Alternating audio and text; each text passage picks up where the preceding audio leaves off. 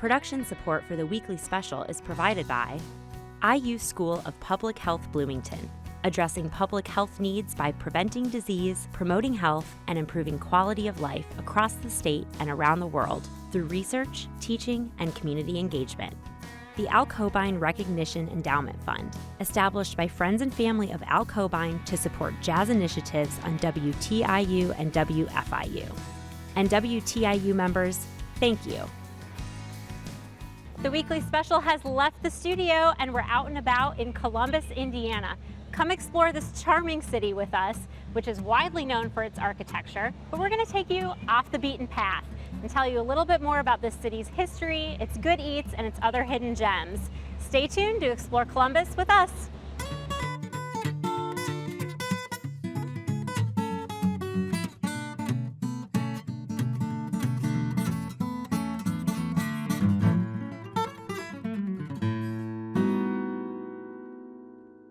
Welcome to the weekly special. I'm Erica Sagone. You know, Columbus has been called the Mecca of architecture in the Midwest, and we can't talk about Columbus without talking about Joseph Irwin Miller, whose vision literally shaped the city. Let's learn more. It is difficult to talk about Columbus today without talking about the Columbus of yesteryear and how one man's dedication to changing the cultural identity of the city transformed Columbus from a struggling small town to a global mecca of architectural achievement. Irwin Miller is a Columbus native. He was born and raised here, spent his entire life here for that matter. He, of course, had the resources to travel and go all over the world, but he always came back to Columbus. I think, that there was an attachment to this community that influenced a lot of decisions that he made and things that really developed in Columbus in later years. I think he had an appreciation for things that he was able to acquire through his own personal wealth. And I think he saw this as something that could be shared with others in the community in which he lived. A lover of great art and architecture, J. Irwin Miller was also a shrewd businessman. When Miller became general manager of Cummins Engine Company in 1934, the company was struggling to survive. Within 3 years, it had turned its first profit since it started. But Miller knew that if Cummins was going to survive after World War II in a peacetime economy, he needed to put Cummins on a global path forward, one that started in his own backyard. Yeah, Columbus was really a very typical small southern Indiana town. It was not a very pleasant place to live. Both aesthetically and from the perspective of human relations. It was mostly white, and it was very difficult for blacks to integrate into the community.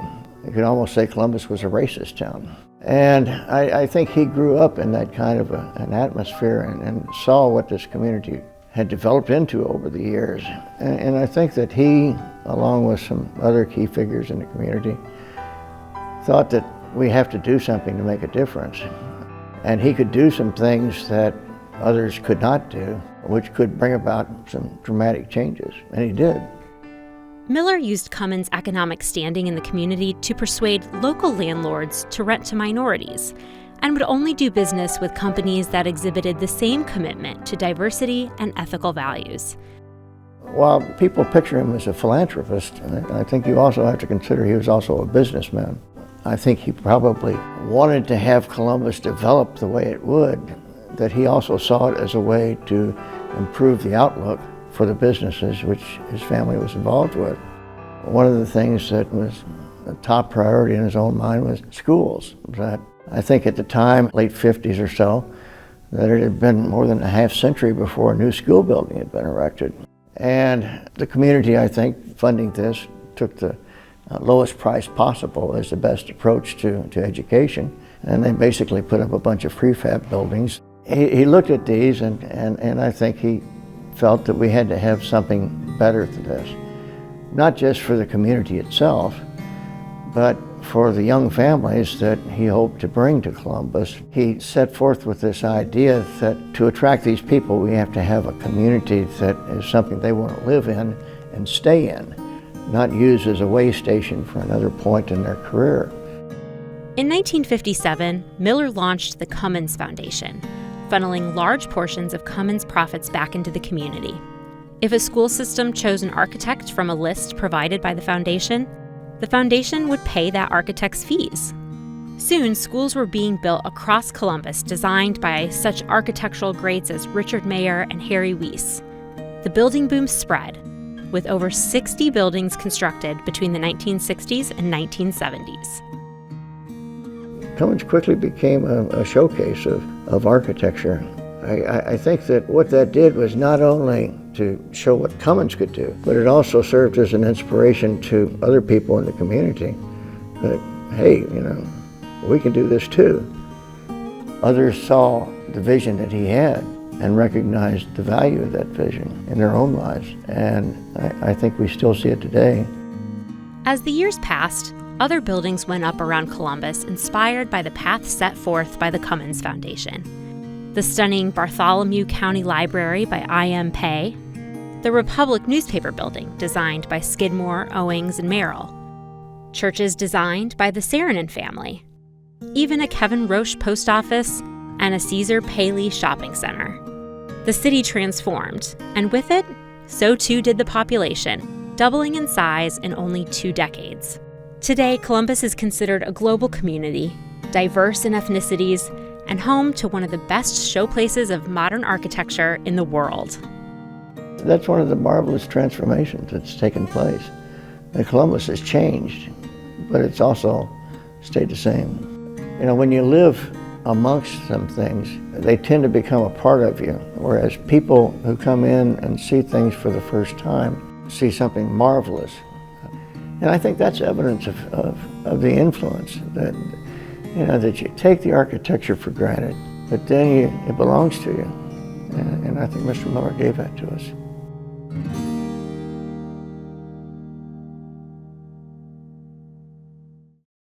To learn more about the history of Columbus and surrounding areas, visit the Bartholomew County History Center. Hours and directions can be found at bartholomewhistory.org. In addition to Cummins, the city's connection to the military has also put it on the map. It's been the center of many historical moments throughout history, including during World War II and the Tuskegee Airmen. Let's learn more. Now, the place in Indiana to learn more is right here at the Atterbury Bacalar Air Museum out near the Columbus Airport. Thanks, Gordon, for having us here today. Now, the museum is celebrating its 25th anniversary. Tell us a little bit about the mission of this place. Well, the mission of the museum is to preserve the history of the former air base and the people who served here. And the time period it covers is from 1942 through 1970. When the base closed and the wing moved to Grissom Air Force Base up by Kokomo.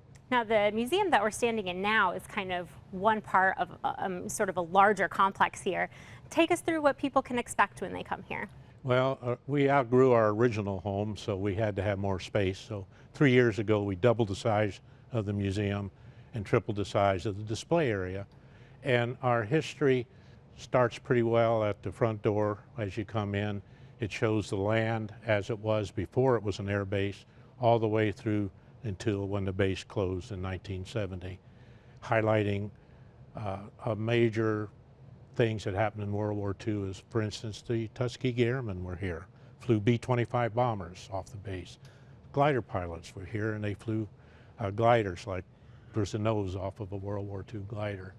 And then after World War II, it went into a sleep mode for a couple years, and then it reopened as an Air Force Reserve Training Center for the rest of its life. And the 434th Troop Carrier Wing was here, which the same unit is now the 434th Refueling Wing at Grissom Air Force Base. So the history still goes on up at Grissom now. Why do you think it's important to preserve the history of this time and this place in Indiana's history? Well, this 2,000-acre airport holds a lot of history, and people would not learn that the Tuskegee Airmen were here and wouldn't learn that the gunship guys were activated from here and sent to Vietnam. And learning about the people who've served here and how much the landowners gave up. You know, they came here, handed the landowners a receipt for their property and said, this is how much we'll pay you. You have 30 days to get off. And they did that here, and they did it at Camp Atterbury, the 40,000-acre Army post. So there's a lot of history here and a lot of remembrance of people who visit us. Either their fathers or they did, or their grandfathers and grandmothers served here. Can you tell us a little bit about some of the highlights in this museum? The highlights, we have some local display items. During World War II, a lot of the companies pretty well shut down and went to building war materials. For instance, we have a Navy generator built in World War II by Cummins here. And then we have other displays that show that then Arbin Industries, or Nobles Sparks, they shut down and started building radios, gas cans, bomb casings. So all that went on here in Columbus. And today we still get people who say, my mom worked there, she was a spray painter, you know, the Rosie the Riveters. So we still get people to comment about that. Now, Gordon, one of the incredible parts of this museum is sort of the blood, sweat, and tears that you guys have put into it, building everything by hand. Tell us more about that. Well, this museum, we're lucky. Our volunteers, we got engineers, designers, tool and die workers, woodworkers, and everything in this museum we have designed and built ourselves. So there's years worth of work, and we have one-of-a-kind large-scale models that were built by hand from the plans, and some of them up to 15-foot wingspans, but they represent aircraft that were either stationed here or of that era. So we have a lot of hardworking guys that are still sawing and painting and designing today on the museum artifacts and displays. That's wonderful. Well, this place is just an incredible snapshot of a time and a place in Indiana's history. Gordon, thank you so much for giving us a peek at it. And if you would like more information about the Atterbury-Bacallar Air Museum, please visit atterbury-bacallarairmuseum.org. Gordon, thank you so much for having us here, and congratulations on the museum's 25th anniversary. Well, thank you for being here and sharing our story with your You're welcome. audience. Thank You're you very welcome. much. Well, now we're going to go to another living piece of Columbus's history. It's Moossalami's Drive-In. 1950s, a time of bustle and boom and rock and roll. Drive-ins are becoming all the rage, and a local Columbus entrepreneur, Florence Fridge, decides that the town needs an ice cream shop. My mother came and worked for her. After about a year, first year was 56, she got so busy that she asked my mother if she would like to run it and lease it from her. That was April 1st, 1957. We've been here ever since. As a kid, I didn't know what I wanted to do, but found out I had a little bit of a knack for it. I enjoyed working here and enjoyed the people. Worked through high school. I worked here. We had several of my friends worked here. My wife was a car hop here, and that's where we were dating when she was hopping, and we've been together ever since. So yeah, this is a place where a lot of people have met, so there's a lot of love at the drive-in. My son and daughter work here occasionally, and my grandkids are now working here, so we're in the 4th generation. This year, Moossalami's Drive-In celebrates 60 years in the business. And it's not just familiar faces greeting customers, it's a familiar menu too, with classic drive-in items like hamburgers and hot dogs, root beer and banana splits, plus customer favorite ice cream topped with homemade butter pecan syrup. Of course, our signature sandwich is our pizza burger, which is something my mother came up with. It's a hamburger patty covered with provolone cheese, which we melt. We put our own little bit of spices on it, our own marinara, and serve it on a bun. We're persistent. We just try to keep doing the same thing and doing it to the best of our ability. We have been lucky enough that customers like it so well. We have sent it to people in North Carolina and California. We use dry ice and send them off. So people must really care for them. And it's clear that the Moossalami family must really care for its customers too, striving to provide that personalized service. Our favorite part is the mass of customers that just come in and are happy, and you get to talk to them. So many of the customers will tell me now, I knew your mother, I knew your father. Now they came out, they talked to me, they were friends.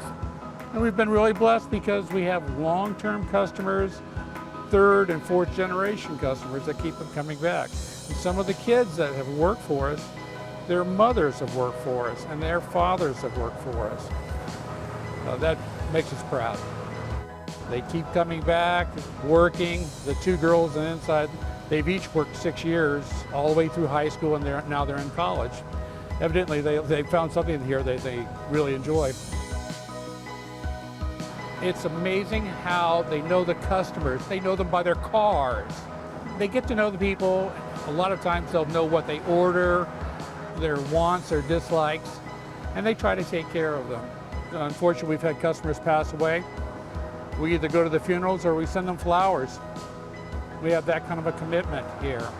They're more than just people that come in. They're dear to us. And we're going to try to take care of you. If there's a problem, we're going to take care of that. I hope people will enjoy the experience.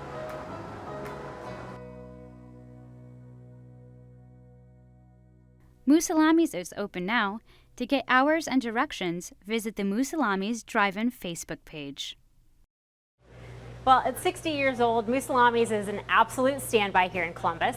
And now we're at another tasty location, Zwanzig's Pizza and Brewery, that's putting Columbus on the map. Thank you, Lisa and Kurt, for having us out here today. Thank you. Now, you guys last year won a pretty big award from the Great American Beer Festival, and we'll get to that in a second. But first, I'm curious, how did you guys get your start? You started out as a pizzeria, and then you added a brewery? Yeah, we started in 2002. Lisa and I both had corporate jobs, and we were getting to where we thought it might be time for a change. So we were considering what type of business we wanted to start. We came across an opportunity to start a pizza place. We did that across from Moosalamis, and then a building became available in town. We decided we wanted to do dine-in, and we've been here ever since. What made you decide to add a brewery? Is it just because pizza and beer go so well together? We thought so. Yeah. That, and to distinguish ourselves a little bit more. Now, last year at the Great American Beer Festival in Denver, you guys won a pretty big award. Tell me about it. Well, we went to the Great American Beer Festival again for our 5th year, and we entered several beers in the competition. There were 7,000 plus beers entered in the competition and about 1,700 breweries there. 2 of our beers did really well. We won silver medals in 2 categories, our chocolate beer and our Eisbach. Having won those 2, we then went on to win Small Brew Pub of the Year, and then we also won Small Brew Pub Brewer of the Year. Yeah. So it was a great honor. We were the first in Indiana to win that award, the Small Brew Pub of the Year or Mid-Size Brew Pub of the Year. We were the first one to ever win that award. That's fantastic. Now, you guys brew some really fun beers here. So give us an idea of the variety. Well, the variety is an idea that Mike, our brewmaster, and Lisa and I decided was the best for us as a business model. Mike's background is expansive. He goes way back. He's been brewing for 25 plus years in brewing commercially. And so Lisa and I thought it would be a good idea, because we have a wide variety of pizzas and a pretty broad customer base. We thought we'd probably better do this and explore Mike's talents, give him a lot of creative freedom, and see how many different beers we could actually do. We've done about 80 or so styles of beer since we opened. And we have some that are the staples, but then we play on either end too. Now, you mentioned your head brewer, Mike. You guys have sort of a fun past with him. How do you know Mike? Mike's actually my old college roommate from Northern Illinois University. We were roommates for several years. How fun that you get to work with a fun and talented old friend. That's right. really neat. What do you think makes this place special? Obviously, pizza and beer is not a new concept. What are you guys bringing to the table? We really focus on quality. For us, it's been a passion. Like in the beginning, he was running the ovens, making the dough. I was topping the pizzas. You know, we've been in every area in the pizzeria to figure out what it takes to make a really good product. Our dough's all made from scratch every single day. Our cheese only has 4 ingredients in it. It's never frozen. It's all natural. Lisa was talking about quality. That's absolutely our number one thing. But we decided to be in a neighborhood. As you can see when you look around, we're not in the commercial district. big. We're in the residential kind of neighborhood area. We still have the same customers come in on the same night and get the same pizza from 15 years ago on Jonesville Road. Oh, wow. And that touches my heart, because we've made an impact on their lives. And then you'll watch the high school students come in, and then they go to college, and the first thing they do on break is come back and get that pizza from Zwanzig's. And it gives me chills. So, I mean, we've been with the community now for 15 years, and we're watching the kids grow up. We're watching families change and grow, and that's been our thing. We've always wanted to be there as a just to be there for them. Yep, sounds like you guys are definitely an integral part of the community, which is so fantastic.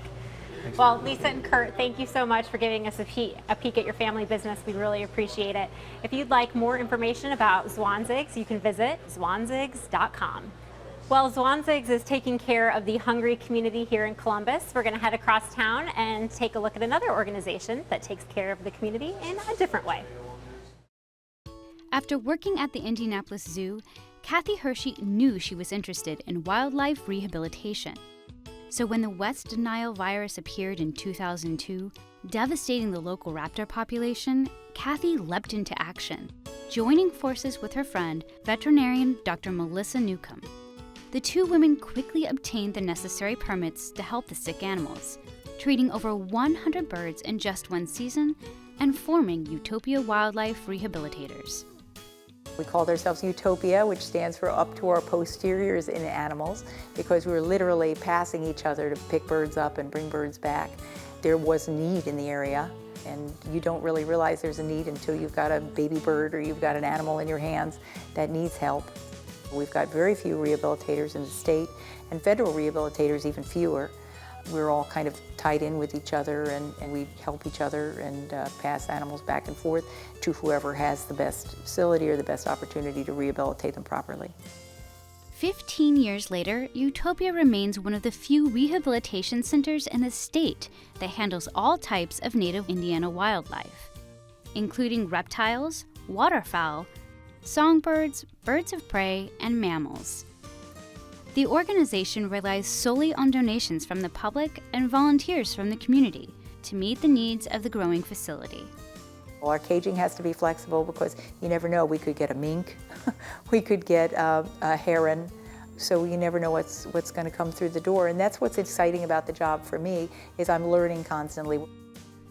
Today, Utopia cares for around 80 animals at a time, including about a dozen birds of prey.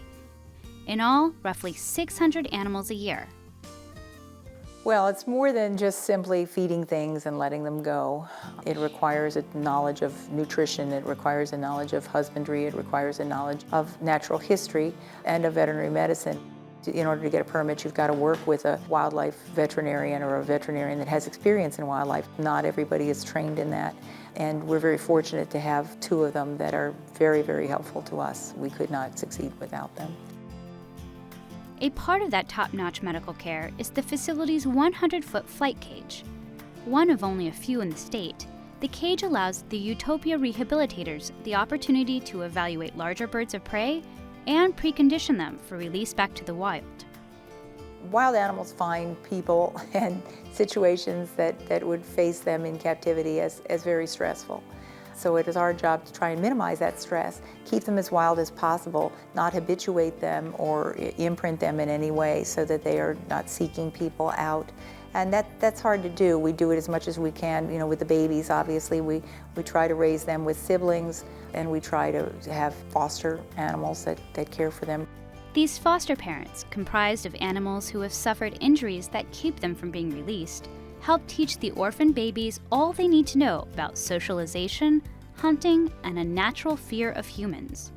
In addition, it allows the facility to monitor wild patients for any signs of disease. We've got a lot more animals and a lot less habitat because of habitat fragmentation and habitat loss, and because of urbanization of wildlife. And we've got some new emerging infectious diseases and possibly zoonotic diseases that can affect people. So it's important that that be monitored, because what happens to wildlife happens to us. It's about educating people. It's about making people understand what's happening now. And Kathy feels that education is central to Utopia's mission. Each year, the organization does over 150 educational programs, visiting classrooms and community events with their animal ambassadors, and hosting a monthly on-site program where community members can tour the facility, talk to volunteers, and participate in activities, all with the goal of raising awareness. Our motto is, you can't care about something you don't know, and that's the important part. Conservationally, my saving the world a squirrel at a time is not significant.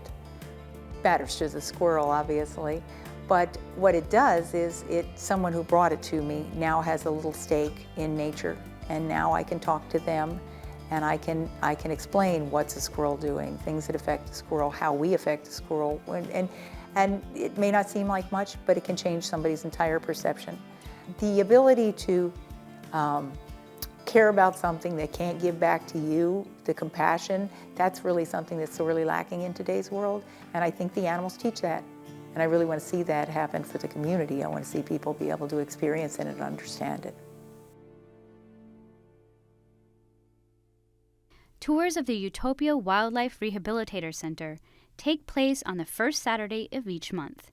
To learn more about the event or to contact the organization, visit utopiawildlife.org.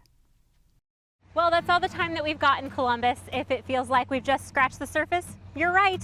There's a ton more to explore here. The Columbus Visitor Center has ideas for tours and things to do. Visit their website at columbus.in.us. Thanks so much for joining us in Columbus. Good night.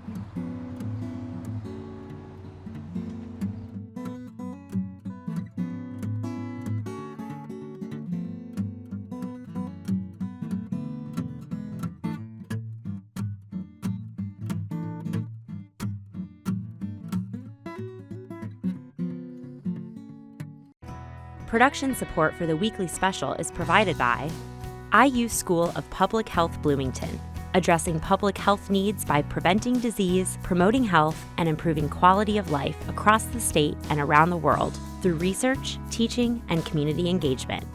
The Al Cobain Recognition Endowment Fund, established by friends and family of Al Cobain to support jazz initiatives on WTIU and WFIU.